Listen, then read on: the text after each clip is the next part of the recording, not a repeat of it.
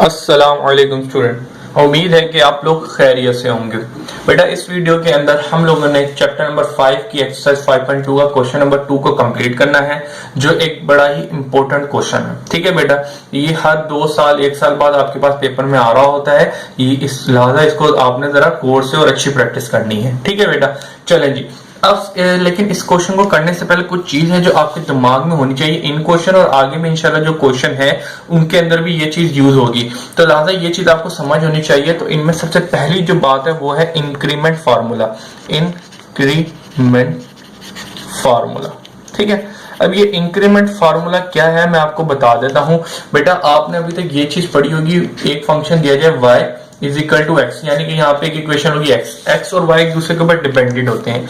अगर आप जरा देखेंगे एक चीज के अंदर स्मॉल चेंज लूं, स्मॉल चेंज किससे रिप्रेजेंट करते हैं? Delta x. अगर मैं मिसाल अगर एक्स का फंक्शन है तो डेल्टा एक्स, स्मॉल चेंज को हम हमेशा डेल्टा यानी कि चेंज, डेल्टा आपने फिजिक्स या केमिस्ट्री में पढ़ा हुआ, डेल्टा हम चेंज को बोलते हैं। ठीक है, मिसाल के तौर पे एक गुब्बारा था, उसको मैंने थोड़ा सा हवा दिया तो वो थोड़ा इतना बड़ा हो गया, या कोई मेरे पास रोड थी, रोड के थोड़ा हीट दी तो वो थोड़ी एक्सपेंड हो गई। तो जो उसके अंदर जरा सा चेंज आया उसको याद रखिएगा, हमेशा हम डेल्टा से रिप्रेजेंट कर रहे होते हैं। ठीक है बेटा, तो स्मॉल चेंज। तो इंक्रीमेंट फार्मूले के अंदर हमेशा ये चीज होगी, अगर हम एक फंक्शन के अंदर इंक्रीमेंट करते हैं डेल्टा वाई, जैसे कि वाई था उसके अंदर थोड़ी सी इंक्रीमेंट की तो डेल्टा वाई को ऐड कर दिया। ठीक है, इसी तरीके से इक्वल के उस साइड भी हमेशा ये चीज होगी। इंक्रीमेंट फार्मूला बेसिकली ये है। ठीक है बेटा, यहाँ पे डेल्टा वाई ऐड किया तो यहाँ पे डेल्टा एक्स हम लोग ऐड करेंगे। ये बात समझ आ गई। अब जरा यहाँ पे एक चीज समझने वाली, क्योंकि हम जब ये फार्मूला यूज करेंगे तो यहाँ पे हमें एक डेल्टा वाई और डेल्टा एक्स की वैल्यू चाहिए होगी। तो इसके लिए ये बात समझने के लिए आपको एक और चीज समझनी है, तो वो चीज को भी समझिएगा। सबसे पहले इंक्रीमेंट का फार्मूला क्या है? डेल्टा वाई प्लस, यानी कि चेंज, छोटा सा चेंज अगर एक साइड पे लेंगे तो दूसरा चेंज भी हमें यहाँ पे लेना होगा, छोटा चेंज यहाँ पे भी लेना होगा डेल्टा एक्स की फॉर्म में। ठीक है, अब जरा आज दूसरी बात करनी है। अब बेटा वो क्या है कि आप लोगों ने अभी तक हमारी जो कैलकुलस की मैथमेटिक्स है, कैलकुलस के अंदर बेसिकली हमारा डेरिवेटिव एंटी डेरिवेटिव आता है। ठीक है, मैथमेटिक्स के अंदर एक ऑप्शन, एक पार्ट है, सब्जेक्ट है कैलकुलस, जो आप पढ़ रहे होते हैं, डेरिवेटिव उसके अंदर ही आता है। तो बेटा उसके अंदर हम लोग चेंज को, जो डेल्टा वाई होता है, ठीक है, delta Y over delta X, इसको हम किस लिख देते हैं? डी की फॉर्म में लिख देते हैं। ठीक है, डी ओवर डी एक्स। आपको ये चीज याद होनी चाहिए कि जो डेल्टा होता है वो आम मैथमेटिक्स या फिजिक्स के अंदर हम डेल्टा जिसको बोलते हैं उसको हम डी बोलते हैं अपनी इस मैथमेटिक्स के अंदर, ज्योमेट्री के अंदर। तो लिहाजा अब यहाँ पे डेल्टा वाई है तो यहाँ पे डी वाई हो गया, यहाँ पे डेल्टा एक्स है तो यहाँ पे डी एक्स हो गया। बस ये बात आपको याद करनी होगी। ये तो याद भी नहीं करनी, बिल्कुल इजी सी है कि भाई आपने या तो उसको मैं यूं लिख दूं या यूं लिख दूं, बात एक ही है। भाई आपको पता है डेरिवेटिव किसके बाद होता है? D Y over D X के।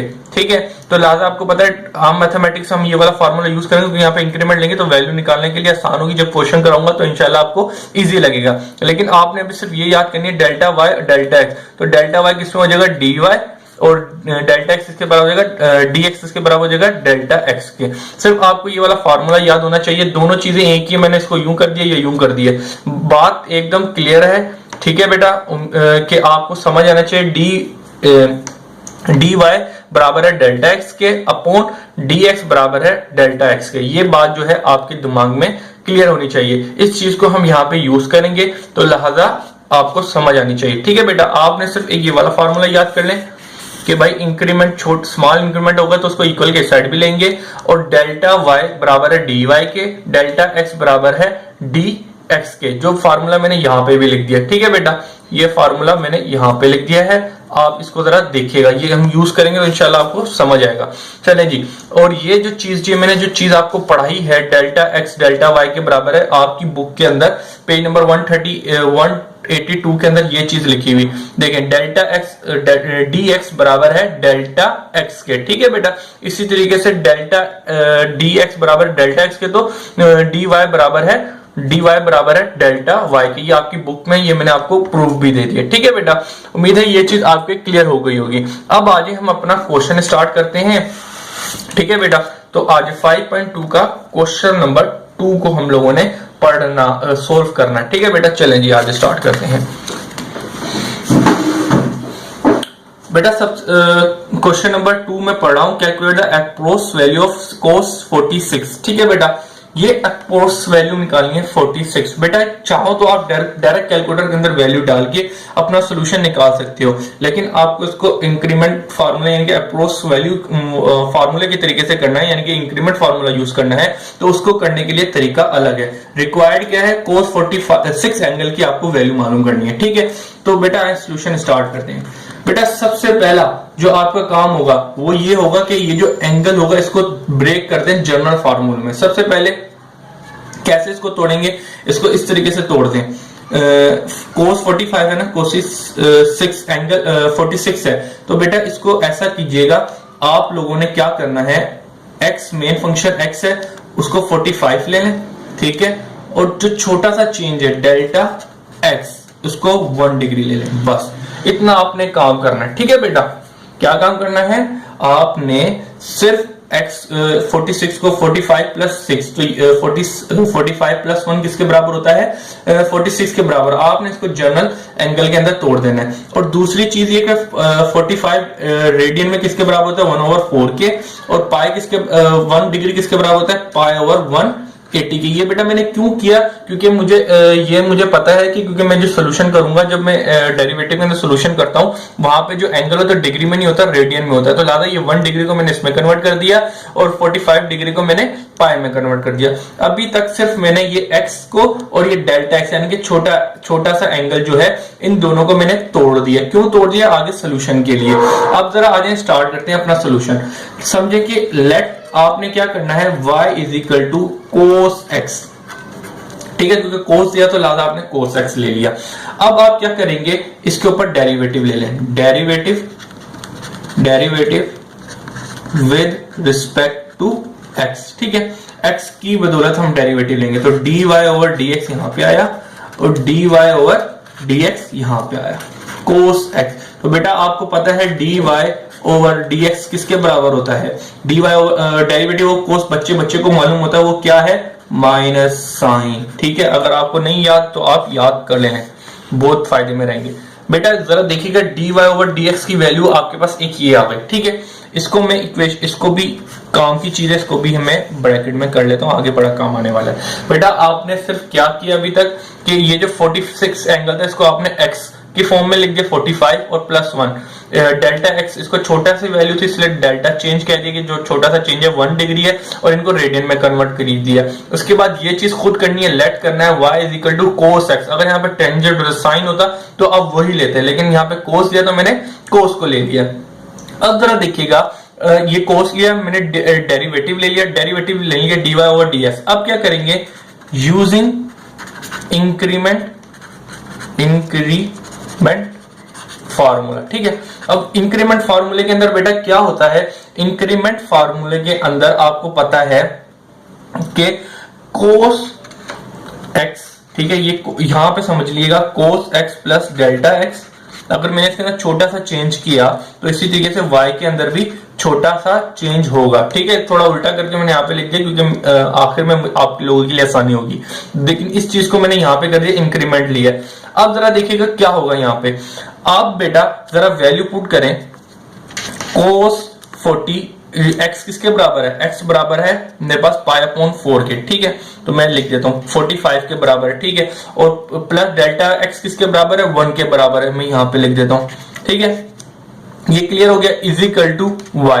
अब y किसके बराबर है, cos के बराबर, आपने cos लिख दिया plus delta y।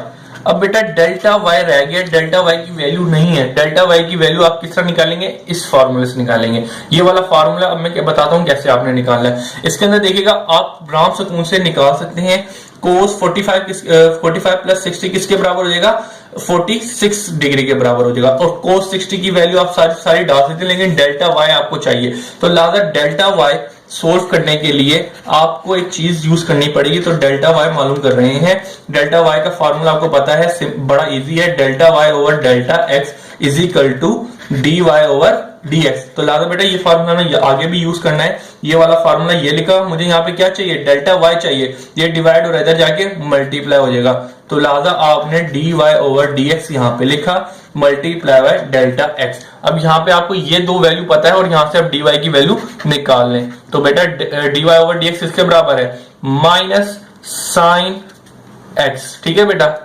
dy over dx इसके बराबर है माइनस साइन x के। तो लिहाजा आपने माइनस साइन लिख दिया, इसको मल्टीप्लाई करते हैं डेल्टा x। डेल्टा x क्या दिया हुआ है, डेल्टा x क्या है 1 डिग्री। 1 डिग्री किसके बराबर होता है पाई अपॉन 180 के, ठीक है बेटा। अब इसको सोल्यूशन कर लेते हैं। साइन 45 x किसके बराबर था, x बराबर था पाई अपॉन 4 यानी कि 45 के। तो आप लिख लें calculator 45 multiply by pi upon 180, ठीक है। अब यहां से आप डेल्टा y की वैल्यू निकाल लें, आपके पास आ जाएगी। अभी मैंने क्या किया, साइन 45 लिख दिया यहाँ पे मल्टीप्लाई बाय पाई अपॉन 180, ठीक है। अब ये मैंने चीज लिखी तो मेरे पास आंसर क्या आया है वो मैं लिख देता हूँ, माइनस 0.0123, ठीक है। शुरू के मैंने ये 3 नंबर ले लिए, ठीक है बेटा। ये वैल्यू मैंने लिख दी, ये आपने देखा पूरी वैल्यू मैंने कैलकुलेटर के अंदर डाली और मेरा ये आंसर आ गया। अब जरा देखिएगा ये डेल्टा y है, यहाँ पे मैं पुट के रख के अपने पास cos 45 की वैल्यू निकाल सकता हूँ। तो सिंपल डेट आपका आंसर आपके सामने होगा। चलिए बेटा ये जो वैल्यू निकाली है ये पुट करते हैं और अपना आंसर सामने देते हैं। तो आप जरा देखिएगा cos 45 जो था वो बराबर था cos x, x की वैल्यू क्या थी 45, ये थी जो हमने शुरू में सपोज की थी 45, ठीक है, plus delta y। Delta y क्या था, डेल्टा y मैंने निकाला था माइनस 0.0123, ठीक है। तो आप जरा इसको कर दें cos 45 ये प्लस माइनस माइनस 0.01234 था, ठीक है। तो मैं लिख देता हूँ, यहाँ पे भी 4 था, यहाँ पे भी लिख देता हूँ, पूरी वैल्यू लिख देता हूँ। तो अब जरा देखिएगा मैं पूरी कैलकुलेटर के अंदर ये पूरी वैल्यू डालता हूँ, cos 45, ठीक है, माइनस 0.01234। तो आपके पास क्या आंसर आया, cos 46 किसके बराबर आ गया 0.694। उम्मीद है कि बच्चा ये चीज आपके क्लियर हो गई होगी। That your answer. स्टूडेंट आप अपना आंसर वेरीफाई करने के लिए कैलकुलेटर में डायरेक्ट cos 46 निकाल लें।